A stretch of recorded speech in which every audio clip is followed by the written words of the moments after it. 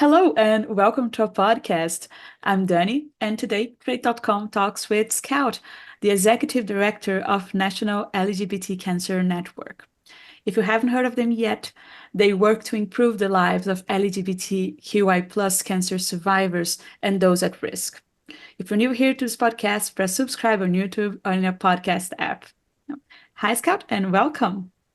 Thank you, Danny. It's great to be here. It's a pleasure to have you here, and we are really looking forward for this conversation. I feel like the we had a chance to build this LGBTQI plus series in the podcast, and one of the reasons why is that we can highlight now the specificities, the very unique challenges that our community face, and one of those things is to think through healthcare and health issues. But before diving into this aspect, would you mind talking to us and telling us how the network began?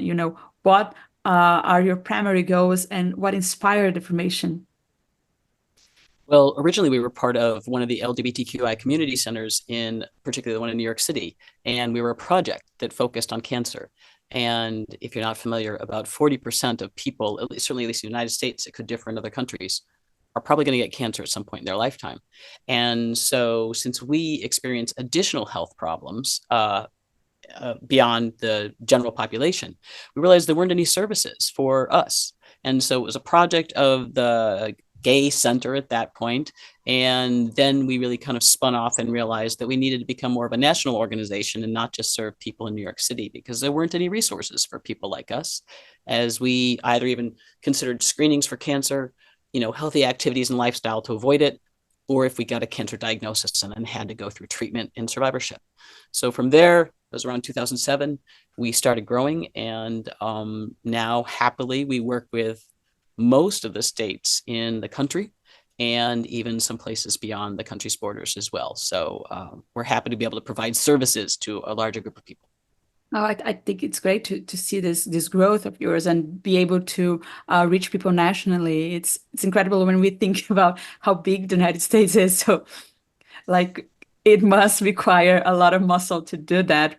But one thing that really pops out to me is when you say there are no services for us, and this phrase is something quite impactful if we really stop to think about it. So let's understand these challenges. Why are there no services, and what other things come in the way when we think about LGBTQI plus cancer patients? Well, it's a great point. We wouldn't need services for us if it weren't for the fact that discrimination against us is kind of baked into the medical system and baked into the world that we live in. So if you think about our additional cancer risks, it has everything to do with discrimination. For example, we do things like drink more or smoke more that are really associated with coping with adverse things in your life, like discrimination. And then if we even think about going to a provider, those providers often haven't had training in what kind of particular experiences we might be coming to the table with. They often, there's a history of them expressing their kind of opinions subtly about what they might think about queer people overall. And we feel that as a real chilliness. Some people have been outright negative towards us. And the truth is, usually if you haven't had a bad experience with a provider yourself for being queer, you absolutely know someone else who does. So the population, we have a lot of unfortunately well-earned medical mistrust. And medical mistrust can really complicate the concept of getting your cancer screenings, things like that. Like if you consider, I'm a trans guy.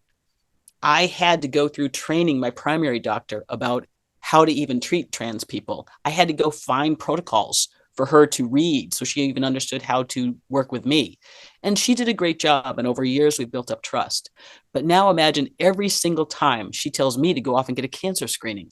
Now I have to go to a totally new set of providers. Like, let's say I have to go get a colonoscopy.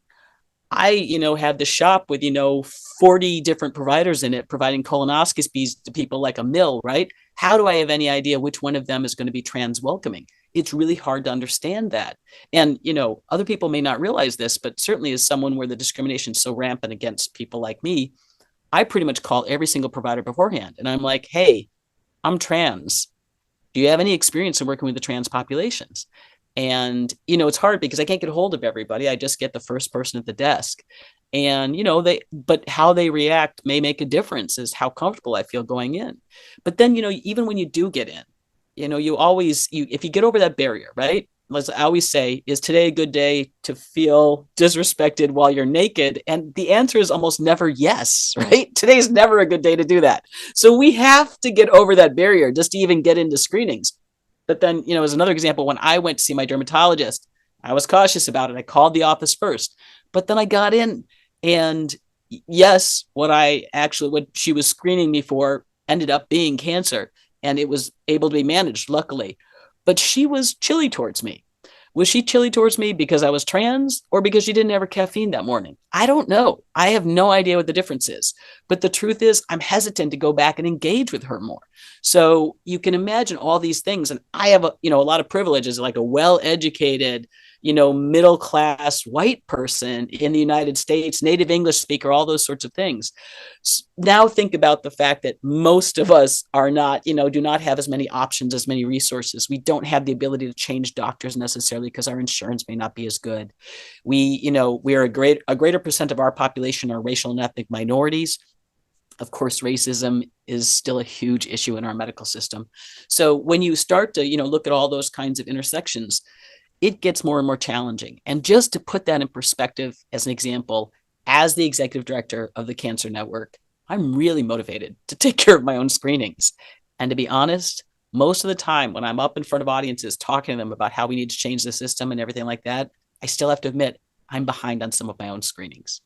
So with someone this motivated, the barriers are still that substantive. Now imagine what they are for just the general LGBTQIA plus population. They're much bigger.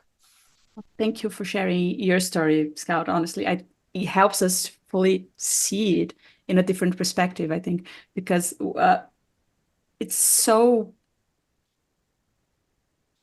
complicated when you think about this. You need to take care of yourself, but you are like in a point where you look at society and all the resources available to everyone, and none of that it's open, really fully open to you. And I think it's crazy when we see people saying, but why do you need, because this is something that we get a lot in Brazil, why do you need to tell that you are trans Right. friendly? Why do you need to tell people that you are a LGBT organization? Because we do need to make people feel safe and comfortable to come to the places to get the treatment that they deserve. You know what I think? It's kind of like back when people used to say, "Oh, I don't see race." And now we really understand that that's you being oblivious and not understanding that people have very different experiences coming to the table. So that's not being positive, that's being oblivious. So, in the same way, we come to the table with really different experiences. You can't act like, the equivalent of it now is we treat everybody the same. Well, that doesn't help if we come with different levels of medical mistrust, different historical experiences, and different sets of concerns. Absolutely. And thinking of all of this, Scout, what is the help that Cancer Network has been able to give people? Because again, you're acting Right. in a huge territory, and I Right. believe that you're tackling loads and loads of problems. So what are Right. you guys doing right now? A lot of what we do is really focus on policy change because the nice thing is when we do policy change, hopefully we can change a whole system instead of necessarily just change one doctor. So we, just as an example, over the last year, we worked with 7 of the National Cancer Institute designated cancer centers across the country. And those are our kind of best in class. Some of them are best in world cancer centers. And all of them were looking to do a better job engaging with the queer communities. So we had these technical assistants, we did this technical assistance work with them where we helped them figure out how to make sure they were collecting data on us, right? Because if you don't see us and don't collect data on us and can't report data to things like cancer registries, you're helping fuel our continued disparities. But in order to ask us and get us to feel comfortable disclosing if we're queer, you also have to show us you're welcoming. So that means, do you have information on your website? Do you have information in your physical office? How are the providers coming at us? We worked through these with these cancer centers to do trainings with them so that they could actually run all their providers through these trainings. Different things like, if my pronoun is something that you may not expect, like one of my pronouns is they. And if you don't expect that necessarily, how does a doctor learn to use the singular they in the first place without like complaining or kvetching or always getting it wrong? But also, how do they come at us showing that they're welcoming? One really like powerful thing we have right now is, what if a doctor comes to us and says, "Hi, my name is Dr. Smith. My pronouns are she, her. It's nice to meet you." That's a really powerful way for that doctor to just say, "I'm not asking you yours, but in case yours are unexpected, I acknowledge that you may have had a lot of discrimination and I don't want to contribute to it further. So I want to welcome you in being able to say that to me and know you will get respect." So that's one of the things. We do lots and lots of kind of systems change work. In the same way we work with lots of the state governments, departments of health. They have big tobacco and cancer programs. And so we do a lot of technical assistance and trainings with those places as well, to be like, if all of your outreach information is for the general population, we're not going to trust it, right? We're not going to think it's for us, because the truth is there's been too much discrimination baked into that over too many years. So we just don't respond the same way.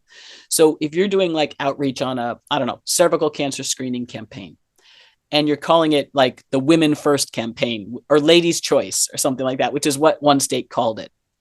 Well, but what about people like me who may need cervical cancer screenings too? How many people like me are you missing just because you weren't considering having tailored outreach for the people who really need your screenings in the population? So we just do work with them like that to be like, okay, what about if you build a specific outreach campaign for our communities? Another example is, there's very little right now going on related to, there's a spike in anal cancer, which has to do with HPV and HIV coexisting for about a decade. Then your chance of anal cancer goes up. So it's really hitting our population. And so we really like to do this policy change work too, where we're working to try and get national standards for screening for anal cancer and to get awareness to doctors. Because right now, if you even go to a doctor, many of them have no clue if you should be screened, and then also don't even understand how to screen you.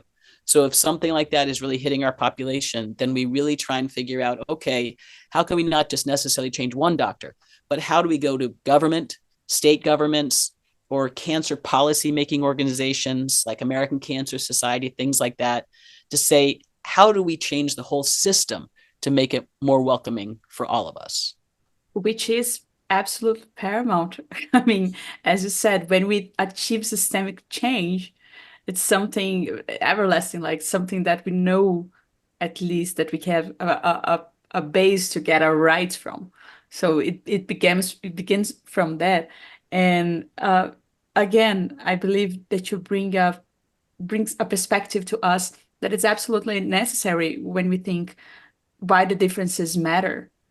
Why we need to address things not as part of, oh, we are in a cancer treatment or cancer care discussion.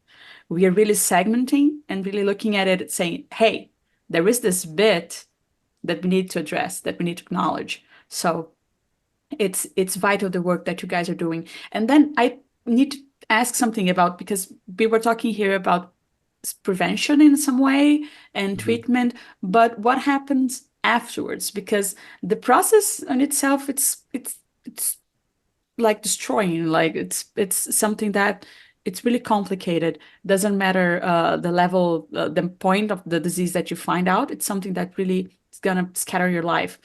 But then you go to it facing prejudice, facing all of these segregations from society. So are you able to help people through and after it all goes by?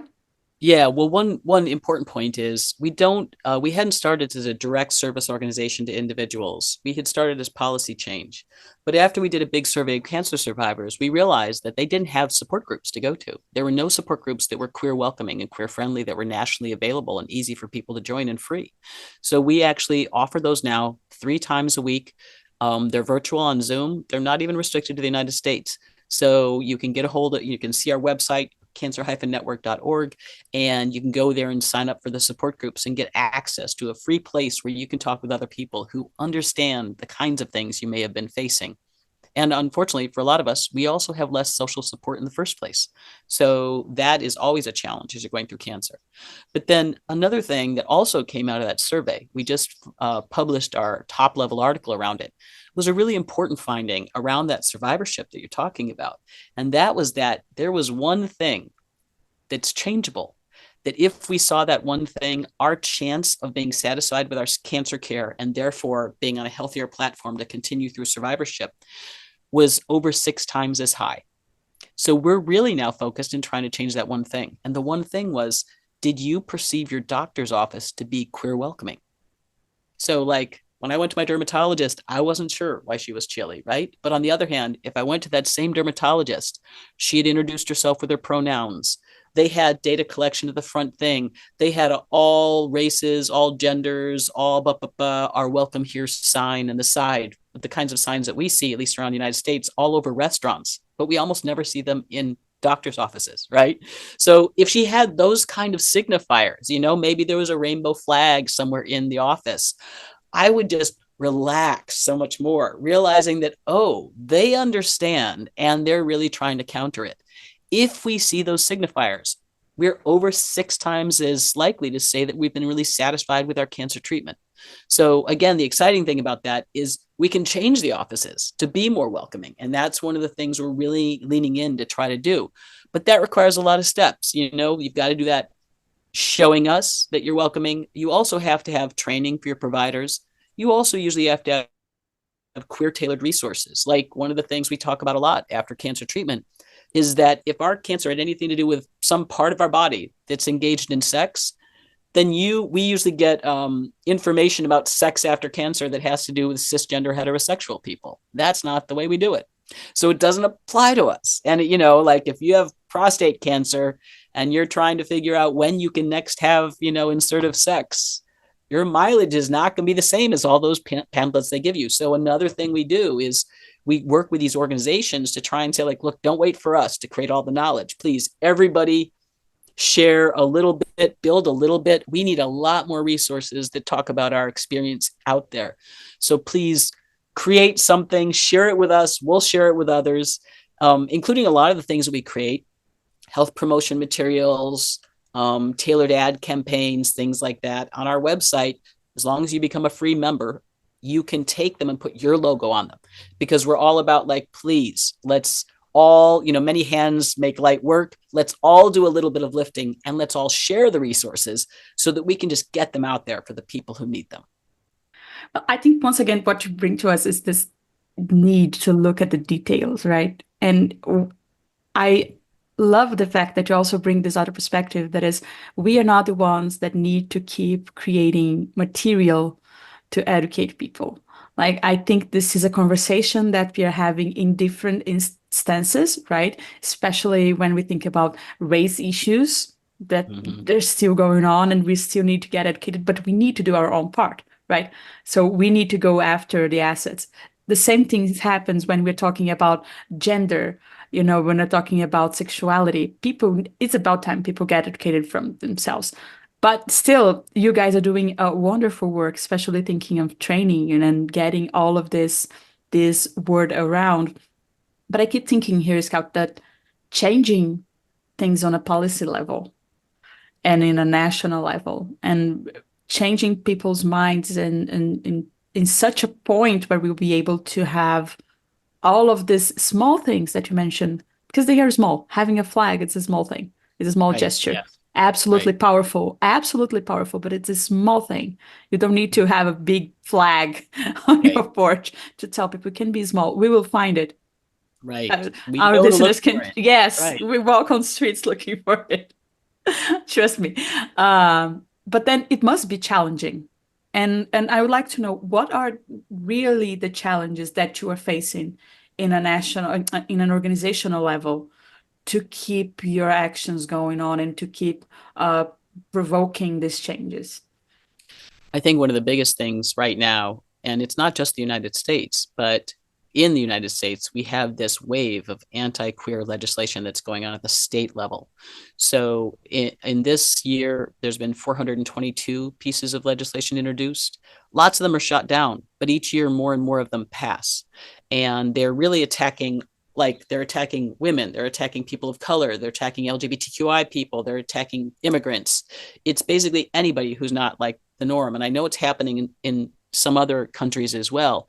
And the problem with that is it's really spiking our medical mistrust.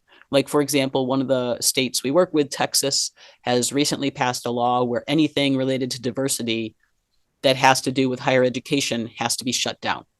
And you don't realize that even a lot of the best hospitals are all associated with academic centers. So we literally have, one of the best cancer centers in the country, and probably one of the best in the world, is doing a research project on how to do a better job with queers and cancer. And they were literally afraid to put their own notes for one of the planning meetings about their project on their letterhead. And they asked, like, can someone external do it? Because it may be illegal for us to even say that we're continuing to do this federal project. So, it's like, it's really systemically changing a lot of things. I talked with some providers who work in Texas and Florida, and they specifically treat trans people. And I said, can you just go off the record with a press place to talk about what it's like now? And they said, no, we won't, because we'll be shut down. I'm like, but off the record is secret. They're like, it doesn't matter. We can't admit that we're doing any of this because we will be shut down. And in the same way, we know that, like, our population, particularly those of us, and most of these bills are anti-trans, there's already 5% of us, according to the most recent survey, who've had to leave our state to go to a more welcoming state. And that cuts off all our social resources, all our health resources. We have to rebuild it somewhere else. And there's many more of us who are considering it now. So this wave of all the anti-trans and larger anti-queer bills is really working against us and spiking medical mistrust in our communities. So if we're worried about how we're surviving the next year, we're not thinking about our cancer screenings for something that could be 20 years away. And so that's unfortunately something that our communities are really struggling with. We also know that since some of them are aimed at medical care, the doctors who are bigots are kind of newly fueled to feel like that's fine to act that out and to bring that to their workplace. And so that just also means that we're getting more stories of the doctors who are extra chilly or extra rude. It's absolute sad to hear that. And I think this confusion, it's growing more and more everywhere, right? Between Yeah. what is your private and your personal opinion and beliefs, which we And what's your respect. professional standards of behavior? Exactly. And plus, I would add, what is a public policy? Yeah, You know, absolutely. we are talking about And three different things. yeah, like in the US, the federal government is trying to do policies to counter it. So, we're very much thinking, all right, what are policies? Like, one of them that's big would be, you wouldn't think about it, but can telehealth be accessible to us? Because, like, I went to visit West Virginia, and I actually connected with a whole bunch of, in that case, trans youth in West Virginia. And they were all saying, like, look, we can't get a doctor locally who can treat us at all. And in the United States, we can't easily go to doctors in other states. Telemedicine has, because of licensing, has been really complicated. COVID put an exception on that. And so now we're like, yeah, keep the exception in place, because if we can get those people in West Virginia to talk to, like, mental health providers or doctors, even if they're in New York City, that will give them somewhere more welcoming and somewhere they're more comfortable engaging with. And that'll at least keep them in care instead of having them just decide not to do it. We see it too often that, people just choose until everything's falling apart to avoid doctors because it's too complicated for them, or they worry about their treatment. Now, looking at the future with a little bit of hope and seeing how we can overcome all of these challenges, what is your vision for the Cancer Network for the next few years to come? Well, one of the things overall that gives us huge hope is, as the numbers keep coming out showing that the younger population is increasingly identifying as queer. It's over 1 out of every 5 young adults, and the number's probably even higher for youth. And that means that people feel comfortable enough coming out. So that's really exciting, right? And so what we would like to see as a vision for the Cancer Network is that everybody has access to a provider that they can tell is welcoming, that data on whether you're LGBTQIA plus is collected at the provider's office so that we can get long-term research on our population, including monitoring what our cancer disparities are. We can't right now, and that stops us from being able to fix anything. You don't fix what you don't see, right? And then three, once you get into those welcoming screenings, that if you do end up having cancer, that you have access to a range of people that, again, are all welcoming. Like sometimes the providers might be, but one of my friends, she was worried she was actually potentially going to die in the shower after chemo. Why? Because her home health aide was a bigot. And so she had really welcoming providers. But everybody in the whole circle of cancer care also needs to be welcoming. Because if you can't get out of the shower and you're worried you're going to potentially die in the shower because you're too weak, that doesn't mean that your cancer care was great. That means it was horrific, even if 90% of the people involved were good. So that the whole range of people are welcoming, and that people are trained in understanding how we come to the table with different concerns, different fears, different historical experiences. And then that after you get through that treatment, when we feel, we've been respected and have a good relationship with our provider, that they also give us tailored information about survival and thriving, sex, being a whole person, and that we can basically be seen and respected all the way from, activities to reduce cancer, to screening, to treatment, all the way through to survivorship. That's what we want to see. I need to see that Right? happening. Like, please, soon. And in that, how can we engage? How can we, either people listening or watching us on YouTube right now, can get involved and help you on this mission to get us all into this place? Well, of course, we are an organization that works on a lot of grant funds. So that means individual donations to us are like gold. They are just really amazing to us because that lets us do the things we really choose to do instead of what a funder says maybe you should do, right? So we love that to start with. But then beyond that, in addition, we can't change the world out there that's not welcoming with just the queers alone speaking up. We really need everybody else to speak up. So, for example, if you go to a doctor's office and you see that there's nothing welcoming to any of the underserved populations, racial and ethnic minorities, queers, people with disabilities, anything like that, if you speak up and ask the doctor why they're not doing anything to be more welcoming, that's part of what will push them to do a better job. Like, for example, we have a free online series of trainings so doctors can be more welcoming to queers. Anybody can take them. But we need kind of an army of people, excuse, the fight metaphor, but, we need a group of people to say, please take these trainings for all the doctors that are out there. Or, we offer those free support groups. If you're going in any kind of a cancer treatment place and you don't see that there's information about the support group, speak up and be like, why not? So what we're really looking for is, donations are always absolutely amazing. But in addition, how can you speak up locally, whether that's testifying against legislation, whether that's speaking out when you see something not being queer welcoming, whether that's pointing out to providers that one size fits all does not work for most of the world population at this point.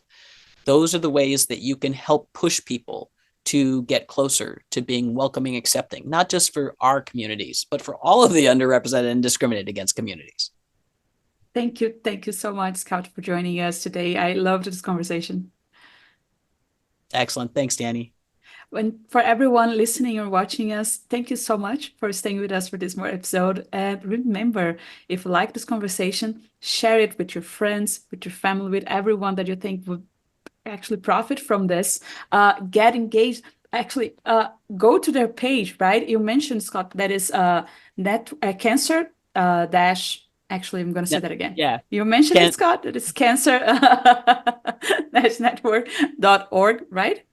Yes. Yeah. We're going to add the link to it on the description of this episode so everyone can get access to it and get more informed, and subscribe to this podcast because that shows the algorithms that this is an important conversation, and then we can spread the word about the importance of the LGBTQI plus cancer network. Bye guys, and I see you in the next episode.